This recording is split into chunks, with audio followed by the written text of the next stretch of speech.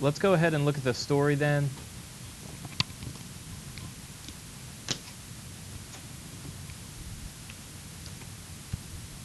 All right, The Lottery by Shirley Jackson. What did y'all think about it? Did anybody see the ending coming? Okay, you started to toward the end. Did anybody else see it coming? If you did, you're more astute than I am, because I didn't see it coming the first time I read it. No? Were people surprised then? Yes? Was it a good story, a bad story? Terrible? Like, get rid of it, don't ever use it again? You guys are just looking at me like, eh. You like, why? Because it surprised you? Okay. Okay. Yeah, I like it when I don't see something coming in a movie or a book. You know, I like to be surprised. Because so many stories and movies we see, they're just so predictable, right? You can almost see what's coming before it comes. All right, well, let's look at the story and see if we can pick out some literary elements. Starts out the morning of June 27th. What literary element do we have already? Setting, right? Setting is two parts. What are the two parts of setting? Time and place. So far we have time, right? June 27th. The morning of June 27th was clear and sunny with the fresh warmth of a full summer day. The flowers were blossoming profusely and the grass was richly green. What else do we have? Imagery, very good. We've got details. We have language that's appealing to our senses, right? Richly green appeals to our sense of sight. Warmth, right? The fresh warmth appeals to our sense of touch or what we feel.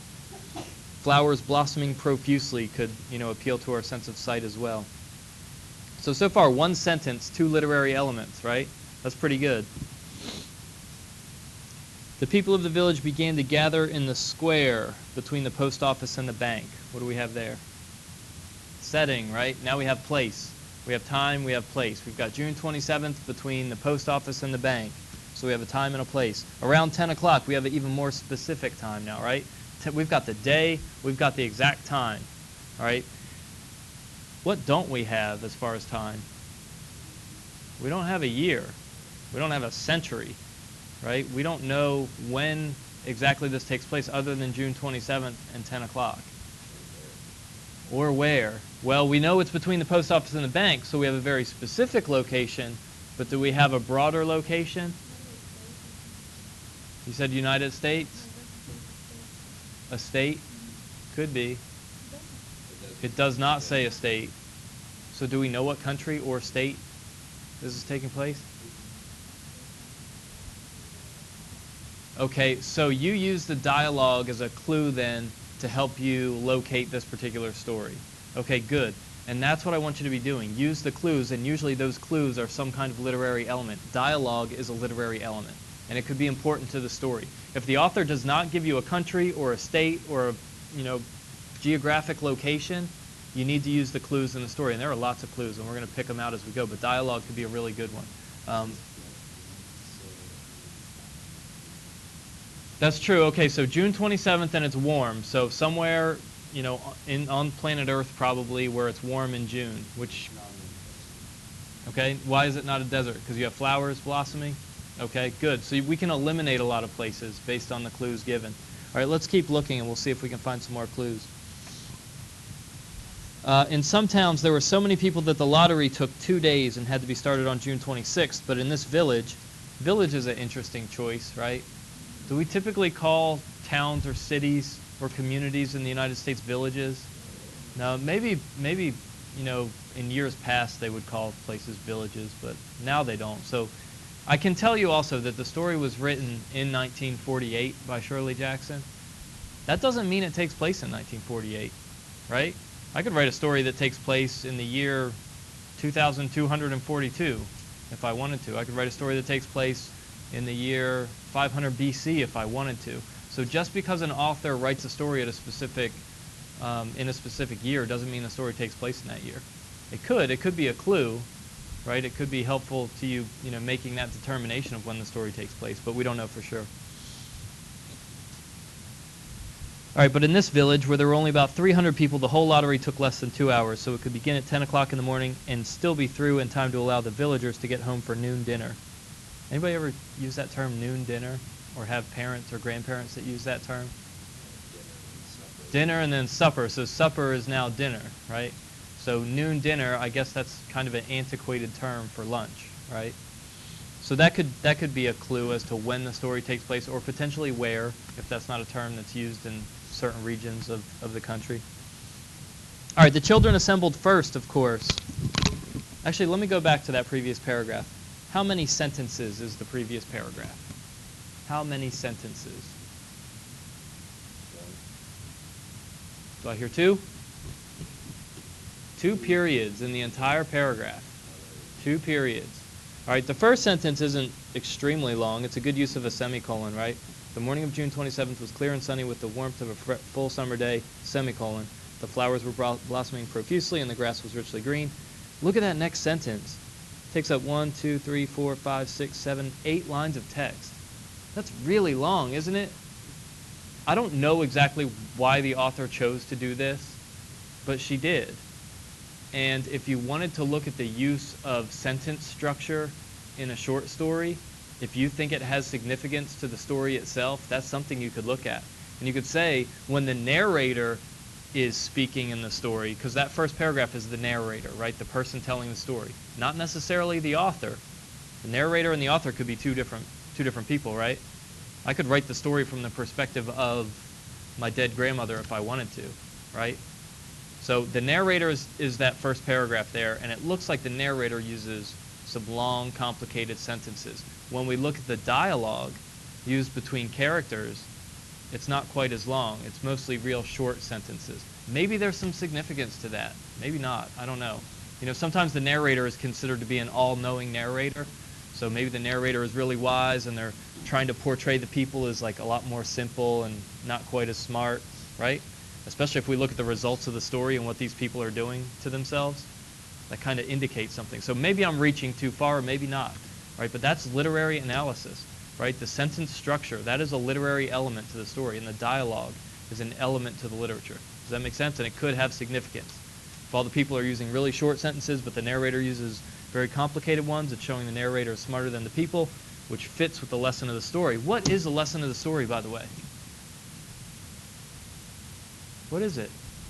What's the lesson? Remember, I believe I said this last week, that short stories, poems, novels, movies, they're all written to teach a lesson to the audience. Good. Perfect. Traditions have a way of continuing. All right, there are a million different spins I could put on that same idea of traditions, right? So the lesson is something that has to do with traditions. It could be traditions have a way of continuing. It could be traditions should not be followed blindly. It could be traditions should end, right? Any of those ideas, it's all about the same thing, but you got it. That's the lesson of the story. And the lesson is also referred to as the theme. That's a literary element, is the theme of the story. Okay, so keep that in mind as we're reading. All right, let me move on. So what I was saying about the sentence structure, though, is that if you can say the narrator's sentence structure and the characters in the story, their sentence structure are totally different, but it relates to the theme of the story, which is how tradition should not, be carried on blindly. If you can draw the comparison between the sentence structure of the people, shows that they're dumb and they're the ones carrying on the tradition, whereas the narrator is not carrying on the tradition, just kind of, showing it to the reader. If you can make a connection between the theme and a literary element, you've done a great job if you can do that and support it. All right, that's the ultimate goal of this. If you can get to that point, you nailed it. All right, let's keep looking for literary elements. Paragraph 2. The children assembled first, of course. School was recently over for the summer, and the feeling of liberty sat uneasily on most of them.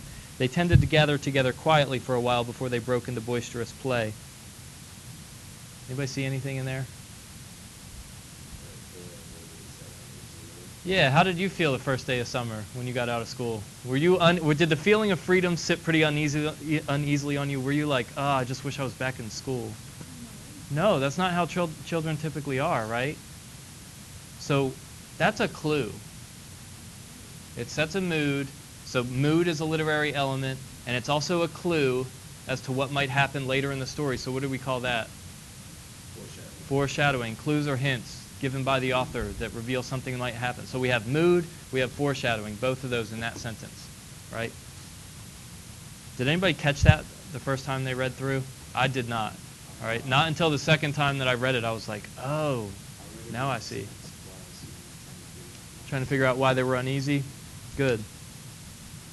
All right, they tended to gather together quietly for a while before they broke into boisterous play, and their talk was still of the classroom and the teacher of books and reprimands. Bobby Martin had already stuffed his pockets full of stones, and the other boys soon followed his example, selecting the smoothest and roundest stones. First time I read that, that meant absolutely nothing to me. Upon a second read, I can start to figure out why they're picking the smoothest and roundest stones, right? What stones are best for throwing? Smooth, round ones, right? About the size of a baseball, probably.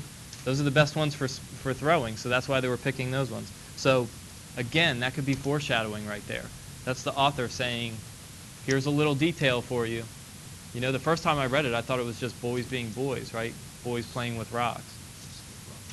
Right, skipping rocks maybe. But when you read it a second time, you start to see these little clues come up. All right, next page. Bobby and Harry Jones and Dickie Delacroix, the villagers pronounced this name Delacroix, eventually made a pile of stones in one corner of the square and guarded it against the raids of other boys. All right, there are clues in the story that can help determine setting. Remember, it does not say a country, it does not say a state. But it does give us the names Bobby, Harry, and Dickie. So I think we can probably safely assume that this story does not take place in Saudi Arabia, right? Those are not traditional Middle Eastern names. So we're in probably the Western Hemisphere, probably North America. Those are pretty, generic, possibly American names that we could use. Now those are clues. If you're doing literary analysis and you want to talk about setting and the importance of setting in the story, characters' names are important, right? Just based on, the way that people name their children and, names go regionally. All right, they made a great pile of stones in one corner of the square, guarded it against the raids of the other boys. Again, that could be foreshadowing. Upon a first read, you might just think it's boys just guarding their stones. The girls stood aside, talking among themselves, looking over their shoulders at the boys, and the very small children rolled in the dust or clung to the hands of their older brothers or sisters. Next paragraph. Soon the men began to gather, surveying their own children, speaking of planting and rain, tractors and taxes. Tractors is a clue, right? So we can start to hone in on a year at least, or a decade, or a period of time besides June 27th, right? We know that it's not 1850. All right, if you wanted to do a little bit of extra research, you could look up when were tractors invented and when were they, in wide use in America. That's not till after the turn of the century, not till after 1900, probably like 1920, 1930 maybe. They stood together. All right, so the men stood together away from the pile of stones in the corner, and their jokes were quiet, and they smiled rather than laughed. What does that tell you? They're not very happy. Right? Usually, guys, if they're telling jokes, they're kind of laughing and carrying on, but here they're smiling instead of laughing. So again, this could be foreshadowing, it could be mood, right? Mood is kind of like the way that the reader starts to feel about the story. The way the author makes the reader feel is the mood of the story. So there's like a tension, right? They're kind of just smiling quietly and just standing there, right? There's a tension in the air, I guess you could say. The women wearing faded house dresses and sweaters came shortly after their menfolk. They greeted one another and exchanged bits of gossip as they went to join their husbands. Soon the women standing by their husbands began to call to their children, and the children came reluctantly, having to be called 4 or 5 times. Bobby Martin, okay, the children came reluctantly. If this, were the 1920s, 1930s, 1940s, you might expect kids to be a little bit more obedient to their parents. You might make that determination. So is there a reason that the children are waiting to be called 4 or 5 times to come?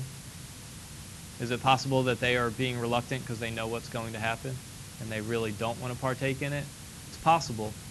That would kind of contradict the fact that they were already playing with the stones and picking the stones, but, maybe they really, once it starts to sink in for these kids, they're like, oh, I don't want to do that. And they have to be called repeatedly. So that could be foreshadowing right there. All right, Bobby Martin ducked under his mother's grasping hand and ran, laughing, back to the pile of stones. His father spoke up sharply, and Bobby came quickly and took his place between his father and his oldest brother.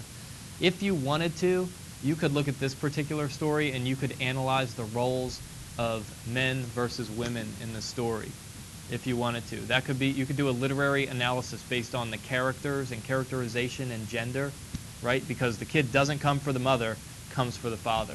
All right, so what does that tell us about this culture, about this society, about this particular story? All right, it might tell us that the men have more power than the women. Okay, especially since at the end we know it's a woman that gets stoned to death, right? So that could be something worth analyzing, and that's just a little detail there you could use for support. All right, next paragraph. The lottery was conducted, as were the square dances, the teenage club, the Halloween program by Mr. Summers. I think we have another clue in there as to setting. I think square dances are uniquely American, as far as I know. I think they began in America. I think they're, pretty much square dancing started in the Midwest, maybe, right? Maybe the Southwest too. So it could be somewhere in there. So we could probably definitely narrow it down to America based on Mr. Summers' activities. All right, so he had the time and energy to devote to civic activities. He was a round-faced, jovial man, and he ran the coal business. All right, coal business, another clue. There are only certain parts of America that have coal mines or that had coal mines around when we think this time period might be, like middle of the 20th century. All right, so it could be West Virginia, could be Kentucky, Illinois, Indiana, and Ohio also have coal mines too. So I would probably, if it were me doing the analysis, I would probably focus in on the Midwest, like Ohio, Indiana, or Illinois. All right, just because of the square dancing, the coal mines, the tractors, right? It's a farming community. So that would probably be my determination. All right, he was a round-faced, jovial man. That is characterization. All right, when the author gives you information and teaches you as the reader something about a character, that's characterization. Do you have a question? Jovial is like really happy and jolly. Like Santa Claus is usually considered jovial. All right? All right, he was a jovial, round-faced man. That is a specific type of characterization. There are two types, direct and indirect. If the author comes out and tells you something about a character, like physically or about their state of being, if they tell you directly, it's direct characterization. So if it says he was a round-faced man, we know exactly what he looks like. All right? The author could have done it indirectly. The author could have said, when Mr. Summers squeezed himself through the doorway and came into the dining room and sat on his chair, the legs of the chair began to creak. What do we know about Mr. Summers now? He's a big guy. Did the author say directly he was a big guy? No. Could have been a small doorway and a little tiny chair. All right, but we're going to make the assumption that indirectly the author is trying to tell us something. So sometimes the author will come right out and tell you he was a round-faced man. Sometimes the author will give you clues or hints, and that's indirect characterization. Two different kinds of characterization. So if you focus on characterization in your story, if you think that's important to the overall message of your story, look for both direct and indirect. All right? All right, it goes on and says, he ran the coal business and people were very sorry for him because he had no children and his wife was a scold. Scold is like a mean lady. So people were very sorry for him. What does that tell us about Mr. Summers? He was alone. Do you think he's a likable guy? Would people feel sorry for him if he wasn't likable? Did the author ever say he was likable? No, the author just said that people were sorry for him. That's indirect characterization. Jovial, yeah, jovial means kind of just carries himself in a happy, cheerful way. But there are people that walk around like with big smiles on their face that are jovial that we might not like, right? They could be really annoying. But we wouldn't feel sorry for those people, would we? So the fact that the people feel sorry for him indirectly tells us something about Mr. Summers. Tells us he's a nice guy, and that's going to be important in this same paragraph here. All right, when he arrived in the square carrying the black wooden box, what color box? Is that important? Why? Maybe it was just a black box. So what? Why is that important? Yeah, they won't replace it either. But is the color significant? Why? Black symbolizes death. Do we have death in the story? Sure do. Does the box kind of hold the death of a person inside of it? If you wanted to make that connection, you certainly could. So what literary element would that be, the color black? Symbolism, right? Symbolizing something more than just a color.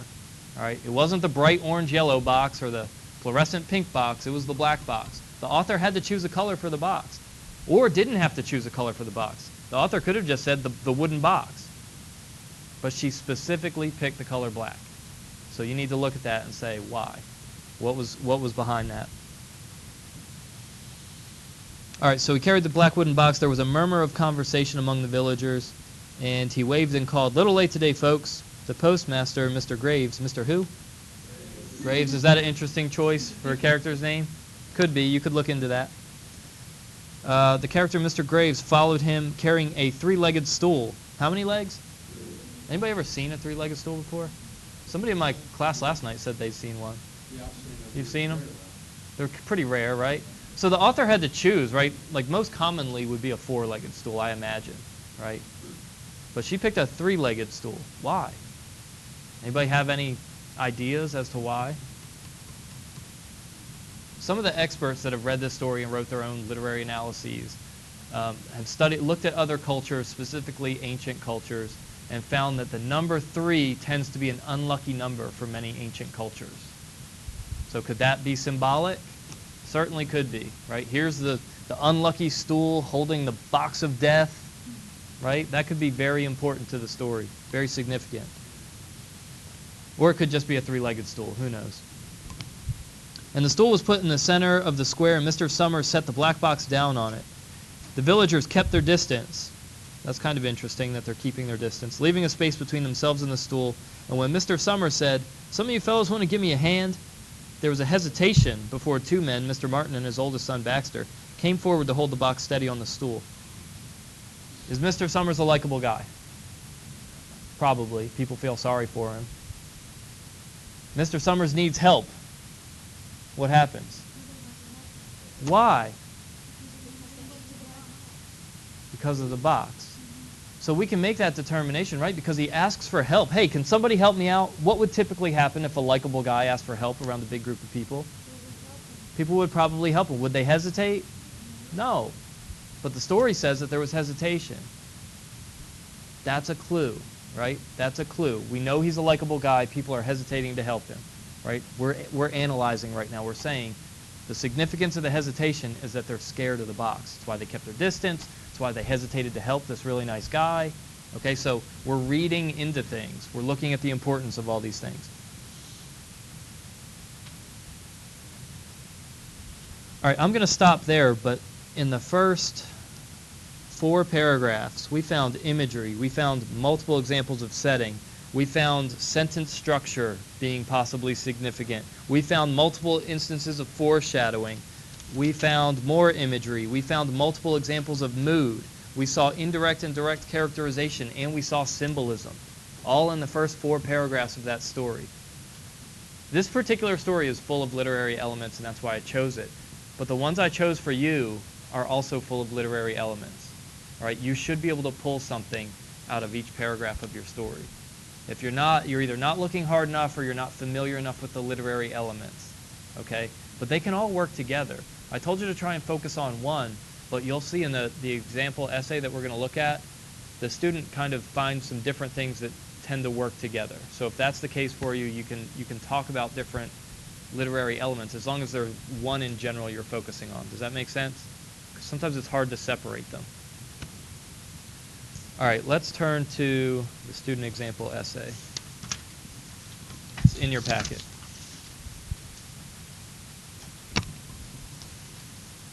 All right, so the example essay is about the short story, The Lottery. Look at the title of it. What do we think the literary element being addressed is going to be? Symbolism, right? I like it when people spell it out for me like that. That makes my life easy. So if you're struggling to come up with a good title, blank in blank, literary element in title of short story, that's a pretty easy way to go.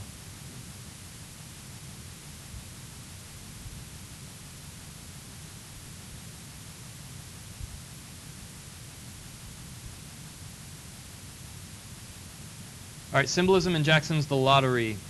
Notice they put the short story title in quotation marks because short stories get put in quotation marks. If it were a novel, it would be italicized. All right, so big things get italics, small things get quotation marks. All right, the symbolism in the short story The Lottery is used brilliantly to depict sinister elements of tradition that are interspersed among what appears to be the happy, normal, everyday life of a small middle America town. I gave you a strategy last week for writing an introduction. Anybody remember what the strategy was? Yes, broad to specific. This person does not follow that strategy, and that's okay.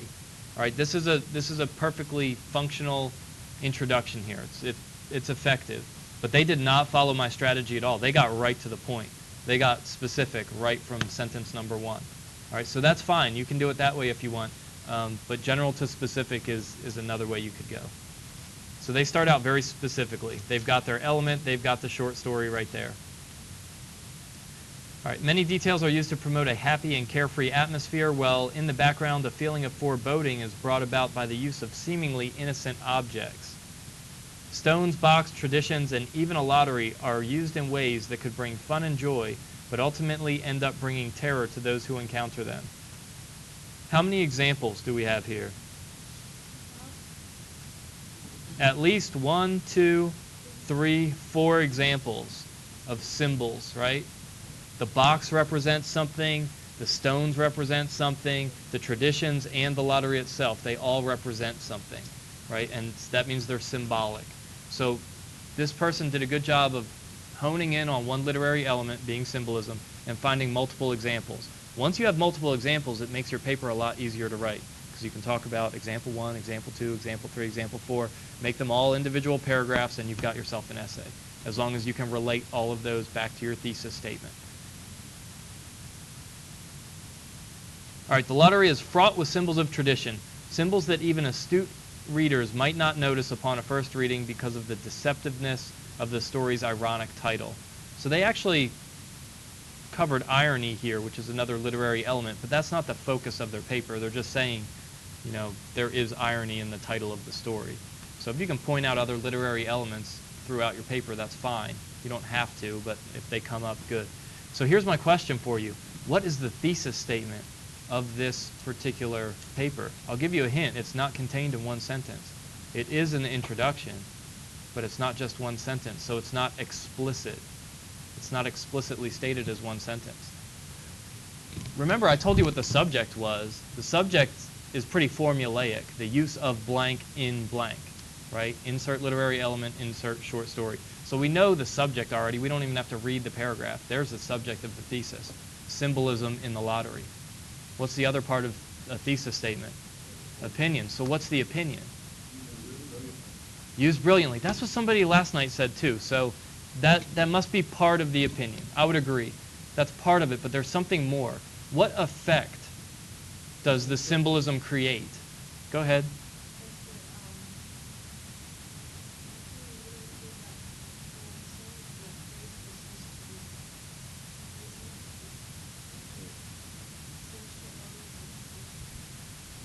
Yes, that's part of the opinion. I can't really disagree with that, but I think there's more to it. So it's used brilliantly to depict sinister elements of tradition. That's true, but that's more factual than opinion. I think the opinion is right here. A feeling of foreboding is brought about by the use of what? Seemingly innocent objects, which are symbols, right? Symbols create a feeling of foreboding. Does that make sense? I think that's the opinion. All right. Also, it is true that it's used brilliantly, and that's part of the writer's opinion here. But I think this is more important. What is the effect of the literary element?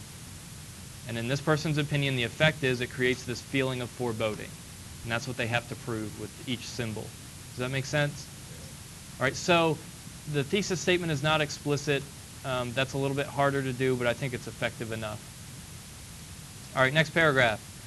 Children gathering and playing with stones seems innocent enough. However, in the story's beginning, the villagers seem to take great pains to avoid the children's stones. Notice that's cited, all right, because the author is referring back to something that happened in the story. They're not just summarizing and saying in the beginning, children were taking great pains to avoid the children's stones. They're saying, you know, this is an opinion, right, based on this previous sentence. Children gathering and playing with stones seems innocent enough. However, there's something else going on here, right? That's the author's opinion on the story, that there's something deeper, there's deeper meaning. And because it's, you know, a combination of opinion and something that actually happened in the story, you need a citation, right? Author's last name and page number. You may not have a page number since your short stories were found online, but you would still need the author's last name, okay? Yes?